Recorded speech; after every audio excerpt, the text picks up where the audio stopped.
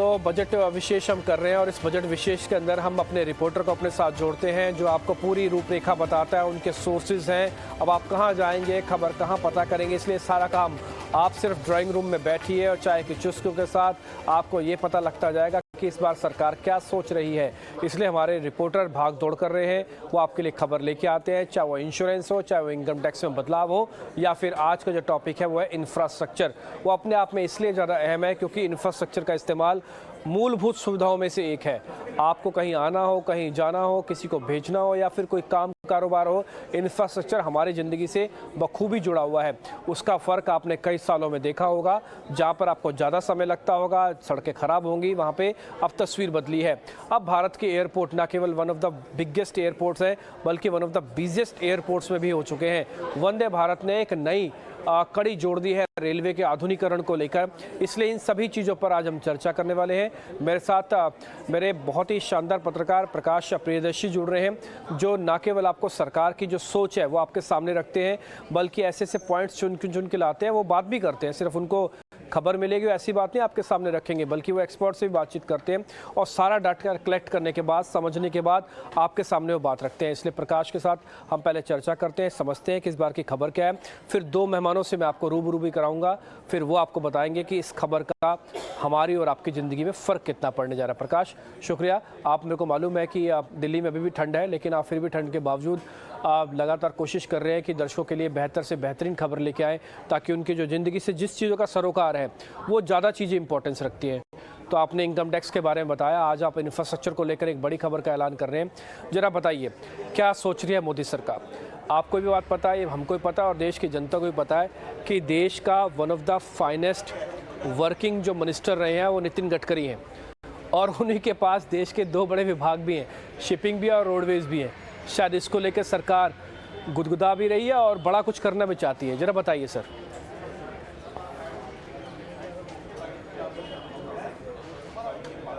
जी बिल्कुल, और इस वक्त जब मैं आपसे दिल्ली से बात कर रहा हूं तो 26 जनवरी की जो तैयारियां हैं अपने पूरे शबाब पे है। सिक्योरिटी के पुख्ता इंतजामात किए गए हैं और सारे सरकारी दफ्तर जो है बंद कर दिए गए हैं। लिहाजा हम इस वक्त जहां पे हैं चारों तरफ सिक्योरिटी फोर्सेस हैं। मैं आपको क्योंकि लाइव में हूं दिखा नहीं सकता, बट खबर पे लौटते हैं। खबर यह है कि सरकार आगामी बजट में इंफ्रास्ट्रक्चर फोकस पे बड़े ऐलान करेगी और उसका फोकस रहने वाला है। और इसके पीछे की दो वजहें हैं। सबसे बड़ी वजह यह है कि जो ग्लोबल सिचुएशन इस वक्त है उसको देखते हुए सरकार ग्रोथ की रफ्तार कहां से बढ़ाएगी, इसके लिए इंफ्रास्ट्रक्चर ही एक बड़ा मीडियम है जहां पे सरकार फोकस कर सकती है। दूसरा जो मसला है वो ये है कि 2024 बेहद करीब है और 2023 में 9 राज्यों में विधानसभा चुनाव होने वाले हैं। लिहाजा सरकार के सामने बड़ी चुनौती ये है कि युवाओं को नौकरी कहां से दे। नौकरियां वहीं से आएगी जब इंफ्रास्ट्रक्चर में बड़े निवेश होंगे, निवेश की रफ्तार बढ़ेगी, कंपनियां अपना एक्सपेंशन करेगी, उसके बाद नौकरियां पैदा होगी।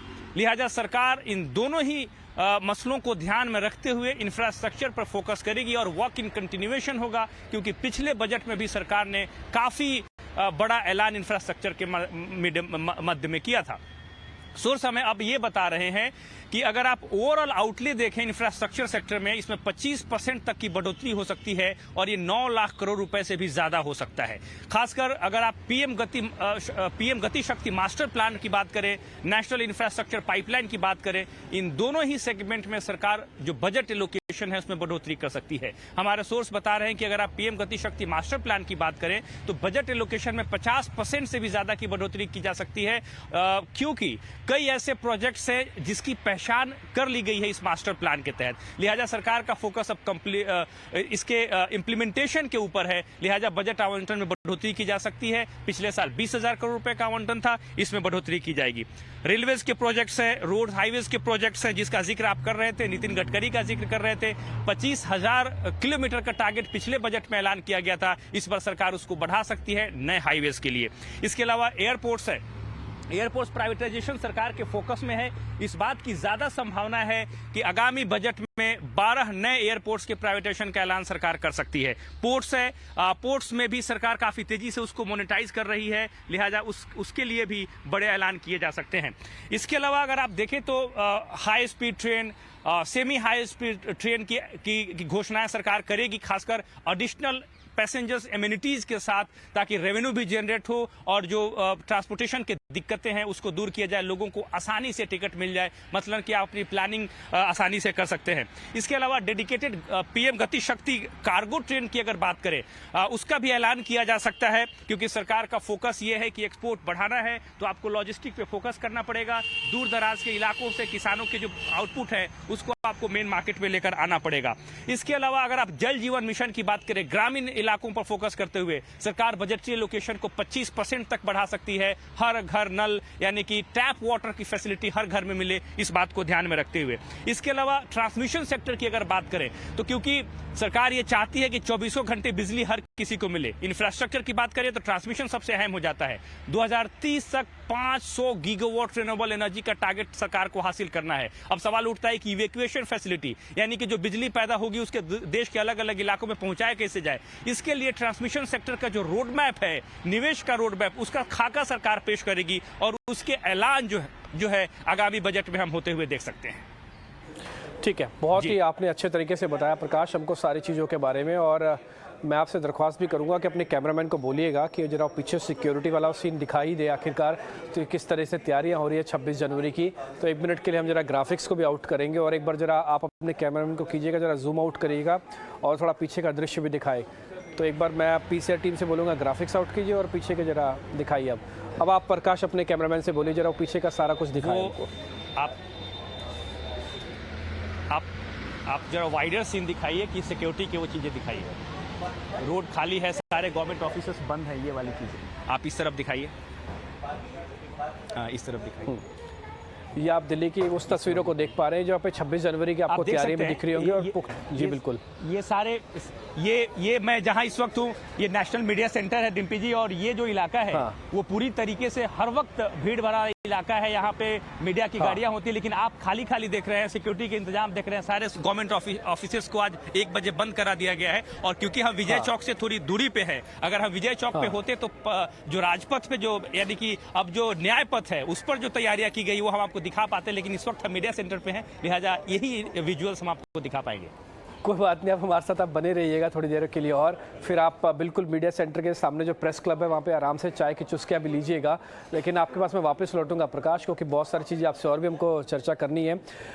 मेरे साथ 2 मेहमान जुड़ेंगे जिनसे हम चर्चा करेंगे, लेकिन ठीक उससे पहले आपको पता है कि GMR ने एयरपोर्ट अच्छा बनाया।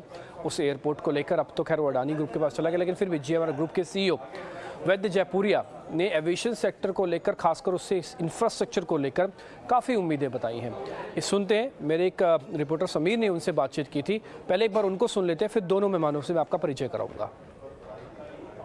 Do you think so infrastructure fund could be one sort of relief for this entire aviation sector? That is something that was suggested in the meeting today also. Okay. That infrastructure fund Okay. is something that can help any infrastructure development with long-term fund at low interest rate. तो ये आप उनकी एक बात भी सुन रहे थे, हमको लगा कि आपको ये ज़रूर बतानी और सुनानी चाहिए, इसलिए हमने ये बात आपके सामने रखी है। अब मैं 2 मेहमानों से आपका परिचय कराता हूँ। राजीव मिश्रा हैं जो कि इंफ्रास्ट्रक्चर के एक्सपर्ट हैं, वो मेरे साथ जुड़ चुके हैं। साथ ही डॉक्टर सुनील कुमार सिन्हा जी भी हैं जो कि प्रिंसिपल इकोनॉमिस्ट हैं इंडिया रेटिंग एंड रिसर्च के। आप दोनों का बहुत बहुत स्वागत है। मिश्रा जी, पहले मैं आपसे शुरू करूँगा। कई बार क्या होता है कि जो चीज़ आपकी सबसे ख़राब चीज़ होती है ना, वही जब अच्छी होने लगती है तो आपको उस पर गर्व भी होता है और उम्मीदें भी जग जाती हैं। कुछ इंफ्रास्ट्रक्चर को देख के वैसे हुआ। इंफ्रास्ट्रक्चर आज से 10 से 15 साल पहले देखेंगे तो भारत का बहुत ही लचर अवस्था में था, लेकिन सुधार हुआ। मैं इसमें एक सरकार का क्रेडिट नहीं दे सकता, दोनों सरकारों को क्रेडिट दिया जा सकता है कि उन्होंने इंफ्रा की चीज़ों को समझा और काफ़ी अच्छे से काम किया। आप मेरे को ये बताइए, इस समय के इंफ्रास्ट्रक्चर की स्थिति को देखकर आप संतुष्ट हैं?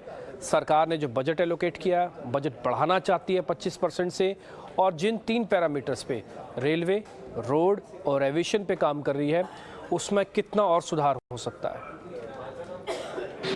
जी, मैं समझता हूं कि रेलवे के इंफ्रास्ट्रक्चर डेवलपमेंट में काफी सुधार हुआ है। रेलवे हमेशा से ही एम्प्लॉयमेंट सेक्टर को बढ़ावा देती आई है। मैं रेलवे के मामले में संतुष्ट हूं, लेकिन एयरपोर्ट के मामले में अभी बहुत सा काम बाकी है, क्योंकि एयरपोर्ट का जो इंफ्रास्ट्रक्चर है वो अभी भी जोड़ता नहीं है रेलवे स्टेशन से एयरपोर्ट को। As far as road is concerned, the road between airport and railway station requires to be developed. Development of airport individually और रेलवे स्टेशन अलग से डेवलप करना अलग बात है, लेकिन जो रोड है जो रेलवे स्टेशन और एयरपोर्ट को जोड़ती है उसका डेवलपमेंट अभी बहुत होना बाकी है. कनेक्टिविटी का प्रॉब्लम है, तो रोड डेवलपमेंट जो है वो इस हद तक नहीं है जिससे संतुष्ट हुआ जा सके. लेकिन रेलवे अपने आप में डेवलपमेंट कर रही है जिससे एम्प्लॉयमेंट बढ़ रहा है. एविएशन सेक्टर में भी डेवलपमेंट है, लेकिन एविएशन के डेवलपमेंट में केवल एयरपोर्ट का ही डेवलपमेंट है और एयरपोर्ट के बाहर का डेवलपमेंट अभी होना बाकी है. रेलवे स्टेशन के बाहर का डेवलपमेंट होना बाकी है और जो रोड दोनों को कनेक्ट करता है इंफ्रास्ट्रक्चर को, जिससे बढ़ोतरी होगी, उसका संतुष्टि मेरे ख्याल से अभी तक हम लोगों को नहीं मिल पाएगी. तो खैर इस पे मैं और भी चर्चा करूंगा आपसे, लेकिन इस बीच डॉक्टर सुनील कुमार सिन्हा भी हमारे साथ जुड़े हैं. सिन्हा जी, बहुत बहुत शुक्रिया आज समय देने के लिए. काफ़ी दिनों बाद आपसे चर्चा हो रही है, काफ़ी मैं बोलूँगा दिन में नहीं, काफ़ी सालों बाद आपसे चर्चा हो रही है सर, क्योंकि आप प्रिंसिपल इकोनॉमिस्ट हैं इंडिया रेटिंग एंड रिसर्च के, तो इसलिए मैं ना कोई कोताही नहीं बरतूंगा आपसे सीधा सीधा मार्क्स लेने में.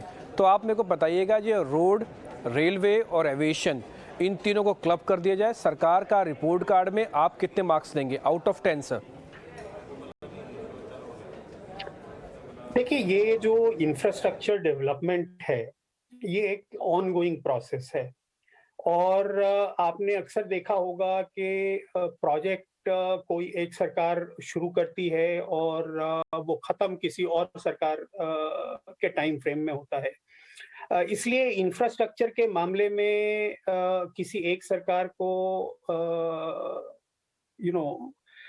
मार्क्स देना बड़ा मुश्किल होगा, क्योंकि ये एक लंबा अरसा होता है और आपके प्लानिंग और ड्राइंग बोर्ड से निकल करके फाइनली जब वो कंप्लीट होता है तो वो एक बहुत ही लंबा अरसा होता है. पर ये बात जरूर मैं कहूँगा कि पिछले तकरीबन 1.5-2 दशक में हमने सरकार का जो रुख है वो बदलते देखा है और इंफ्रास्ट्रक्चर की जो जरूरत है इस देश में उसको जो है महसूस होते देखा है और साथ ही साथ रिसोर्सेज जितने भी अवेलेबल हैं उनको इन सेक्टर्स में जाते भी देखा है. पर जाहिर सी बात है कि जिस किस्म का इंफ्रास्ट्रक्चर डेफिसिट हमारी कंट्री में था, वो इंफ्रास्ट्रक्चर डेफिसिट जो है वो 10, 12, 15 साल में कवर अप होने वाला नहीं है, क्योंकि जिस स्केल पे रिसोर्स की जरूरत है उस स्केल पे हमारे पास रिसोर्सेज नहीं है. और जो दूसरे देशों में कई जगह पे जहाँ पे देखा गया है कि इस किस्म के इंफ्रास्ट्रक्चर को डेवलप करने के लिए जिस किस्म के कैपिटल मार्केट, खासकर बॉन्ड मार्केट की जरूरत होती है, वो भी हमारे यहाँ नहीं है. तो हमारे यहाँ पे जो इंफ्रास्ट्रक्चर डेवलपमेंट हो रहा है या पिछले कुछ सालों में हुआ है, उसमें सभी सरकारों का योगदान रहा है और जो है हर सरकार जो है ये इस चीज को एक कदम आगे लेकर जा रही है. और इस समय भी स्थिति वही है कि पिछली जो सरकार थी, जिसकी वजह से हमने रोड सेक्टर में काफी रोड ब्लॉक्स देखे थे, तो इस सरकार ने आकर के उन रोड ब्लॉक्स को समझा और उसके बाद उनमें जो अड़चने थी उनको दूर किया, ताकि जो है उसमें एक बार फिर से प्रगति आए. तो रोड सेक्टर में जैसा कि हम देख रहे हैं कि खासा तेजी है. रेलवे सेक्टर का जहां तक सवाल है, रेलवे में भी धीरे धीरे चीजों में सुधार आ रहा है और जो एक डेडिकेटेड फ्रेट कॉरिडोर का जहां तक सवाल है, वो उसमें भी काफी काम हो चुका है, अभी कंप्लीट नहीं हुआ है, चाहे 2 कॉरिडोर जो हैं दोनों में, पर ये कॉरिडोर्स अगर पूरे हो जाएं और साथ ही साथ जो एविएशन सेक्टर है उसमें भी या पोर्ट सेक्टर उसमें भी, तो ये तमाम चीजें चल रही हैं. और जिसको हम इंफ्रास्ट्रक्चर डेफिसिट कहते हैं, वो इंफ्रास्ट्रक्चर डेफिसिट को पूरा करने में अभी भी हमारे देश को कम से कम 15 से 20 साल लगेंगे. और उसके लिए भी जिस किस्म के रिसोर्सेज और जिस किस्म के स्पीड की आवश्यकता है, वो आने वाले समय में उसमें और भी तेजी लाने की जरूरत है. ठीक है, आपकी बात बिल्कुल ठीक है सिन्हा जी, आप ये बात सही भी कह रहे हैं क्योंकि ये प्रोजेक्ट लंबे होते हैं तो इसलिए एक सरकार को नहीं बल्कि पूरी दूरदर्शिता को क्रेडिट देना चाहिए। और जैसे मैंने शुरुआत में भी कहा कि कोई सरकार का पक्ष नहीं है बल्कि सीधी सीधी सी बात है कि पिछले 20 साल में भारत ने इंफ्रास्ट्रक्चर में काफ़ी काम किया है।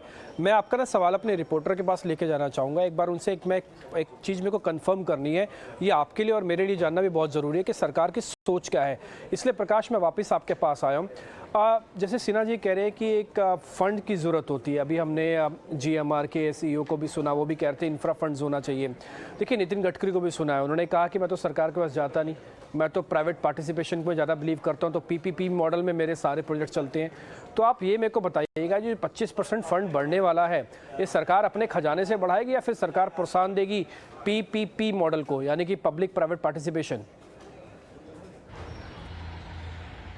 देखिए कुछ ऑडियो का इशू है, बट जहां तक मैं समझ पा रहा हूं जो भी प्रोजेक्ट सरकार ने अनाउंस किए हैं और जहां तक अगर आप PM गति शक्ति मास्टर प्लान की अगर आप बात करते हैं या नेशनल इंफ्रास्ट्रक्चर पाइपलाइन है उसकी अगर आप बात करते हैं, इन दोनों ही मद में अगर आप देखेंगे तो सरकार ने PPP को काफी फोकस किया है, यानी कि पब्लिक प्राइवेट पार्टनरशिप के हिसाब से प्रोजेक्ट्स की पहचान की जा रही है और उसका डेवलपमेंट किया जा रहा है। अगर आप PM गति शक्ति मास्टर प्लान की बात करते हैं तो अगले कुछ सालों में 100 लाख करोड़ रुपए के निवेश की योजना है कुछ सालों के दौरान इंफ्रास्ट्रक्चर सेक्टर में। तो जाहिर तौर पर ये जो रकम है वो सरकारी खजाने से ही पूरी तरीके से इसकी भरपाई नहीं होगी, बल्कि प्राइवेट सेक्टर्स को भी इसमें काफी प्रमुखता से इनवाइट किया जा रहा है कि वो आए और PPP मोड पर इन प्रोजेक्ट्स को डेवलप करें। जो एसेट मोनेटाइजेशन की जहां तक बात करें, जो एसेट मोनेटाइजेशन पाइपलाइन है उस पर भी सरकार काफी फोकस कर रही है। अगले 4 सालों के दौरान करीब 4.5 लाख करोड़ रुपए के एसेट मोनेटाइजेशन पर फोकस है। इतनी रकम सरकार हासिल करे, सालाना आधार पर सरकार जो है टारगेट डिसाइड करती है कि इतना वो एसेट जो है वो मोनेटाइज करेंगे। जो राज्यों के पास है, जो सेंट्रल गवर्नमेंट के PSUs हैं, उनके एसेट्स जो आइडल हैं या फिर उसकी प्लानिंग या डेवलपमेंट का की योजना अगले 10 सालों तक नहीं है, इन प्रोजेक्ट्स को कैसे मोनेटाइज किया जाए, इस पर सरकार काफी फोकस कर रही है। इस साल करीब 1 लाख करोड़ रुपए से भी ज्यादा के टारगेट को हासिल करने की संभावना दिख रही है। तो ये पैसे इधर से आएंगे। दूसरी तरफ यह है कि सरकार ने स्मार्टली एक और प्रस्ताव इसमें शामिल कर दिया कि अगर राज्य सरकारें अपने यहाँ जो उनके पास असेट्स हैं जो कि आइडल पड़े हुए हैं, जिसका कोई इस्तेमाल नहीं हो रहा है, अगर उसको मोनेटाइज करती हैं और जितनी रकम वो मोनेटाइज करेंगे उतनी ही रकम सरकार भी उनको देगी। तो कोशिश ये है कि ये रकम जो ये जो असेट्स जो सरकार के पास आइडल पड़े हुए हैं उनमें प्राइवेट पार्टिसिपेशन बढ़ाई जाए, प्राइवेट सेक्टर को लाया जाए और फिर उसको मोनेटाइज किया जाए, वहां से पैसे और उस पैसे का इस्तेमाल जो है इंफ्रास्ट्रक्चर डेवलपमेंट पर किया जाए। तो ये सरकार का होलिस्टिक अप्रोच है और इसी मानसिकता के साथ सरकार पिछले कुछ सालों से आगे बढ़ रही है और इस बजट में भी हम इसी मद में बड़े ऐलान होते हुए देख पाएंगे। ठीक है प्रकाश, आपसे हमको काफ़ी अहम जानकारी मिल चुकी है। अब मैं वापस अपने दोनों मेहमानों के पास चलूंगा और पहले मिश्रा जी आपसे पता करूंगा, जैसे हमारे रिपोर्टर भी कह रहे हैं और सिन्हा जी ने भी सवाल उठाया कि फ़ंड तो होना ही चाहिए, है ना। फ़ंड को लेकर सरकार अगर इधर उधर होगी तो फिर ये पूरा डीरेल भी हो सकती है पूरी प्रोसेस, जिस पर हम गर्व कर रहे हैं। आप मेरे को सिर्फ ये बताइए इस समय गवर्नमेंट के फोकस एरिया में क्या है? एविएशन को जल्दी सुधारने की ज़्यादा ज़रूरत है या फिर रेलवे के नेटवर्क के अंदर और क्वालिटी चेक ज़्यादा अच्छा करना चाहिए?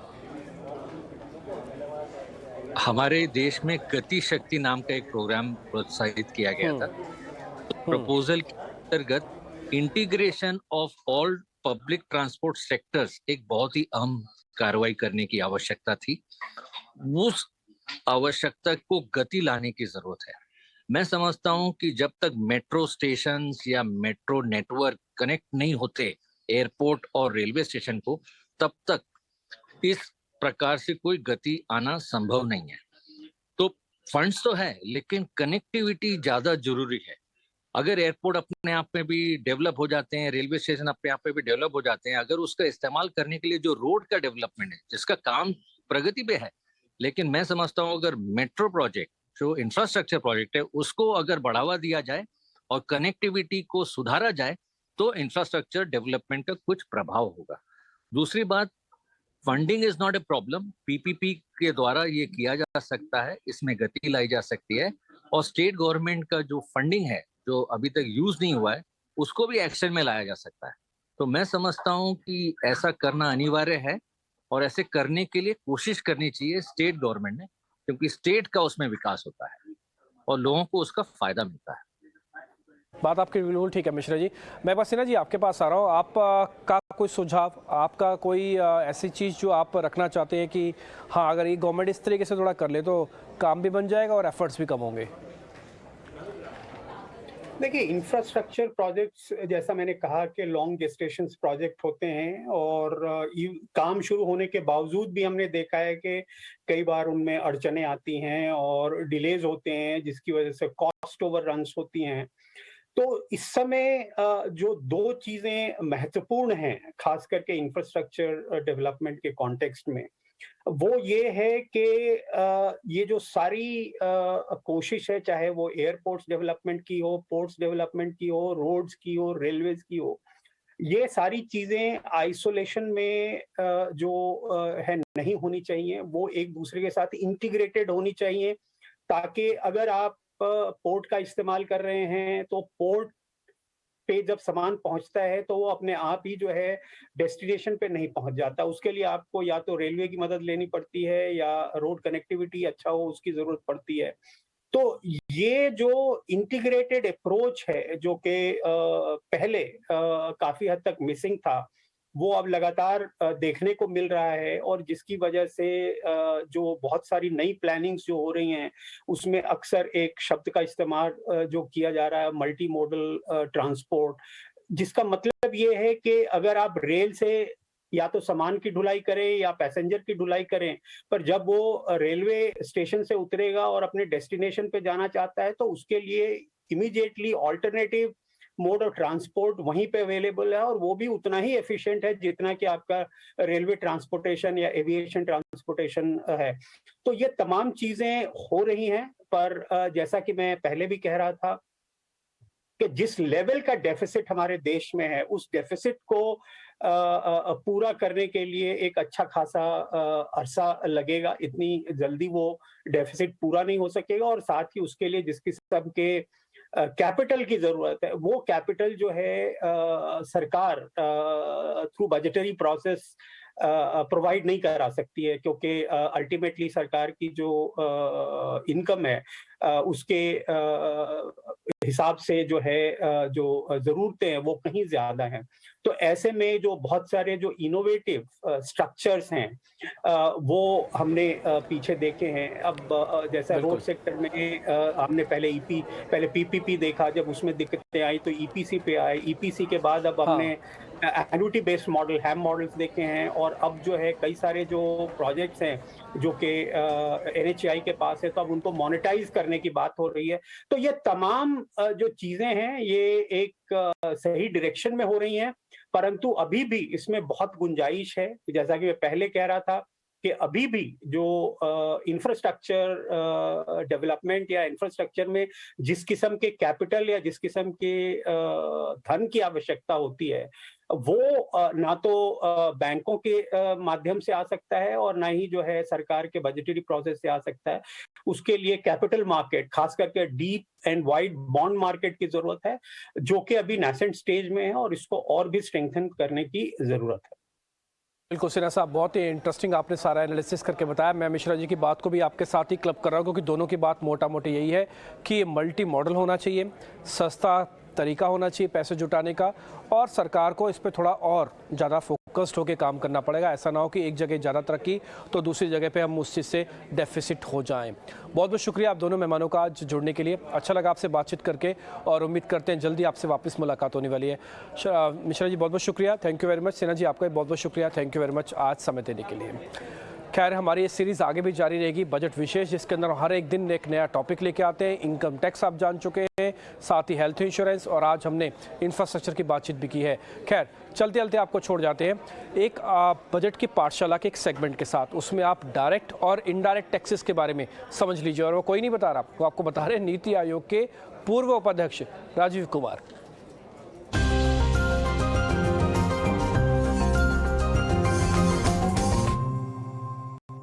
जो ये प्रत्यक्ष कर हैं वो कर हैं जो कि हमारी आमदनी पे लगते हैं, या तो पर्सनल आमदनी पर या फिर कॉरपोरेट कंपनीज की आमदनी पर। तो जो उनके प्रॉफिट्स पर जो टैक्स लगते हैं उनको हम प्रत्यक्ष कर कहते हैं या डायरेक्ट टैक्स कहते हैं। ये अधिकतर अमूमन जो है वो प्रोग्रेसिव होते हैं कि जैसे जैसे आमदनी बढ़ती जाती है वैसे वैसे कर का दर बढ़ता जाता है। तो जो सबसे गरीब व्यक्ति होता है, जो मतलब वो एक ऐसी लिमिट है कि उसके नीचे ये कर लगता ही नहीं है, जिसको हम एग्जेम्पशन लिमिट कहते हैं।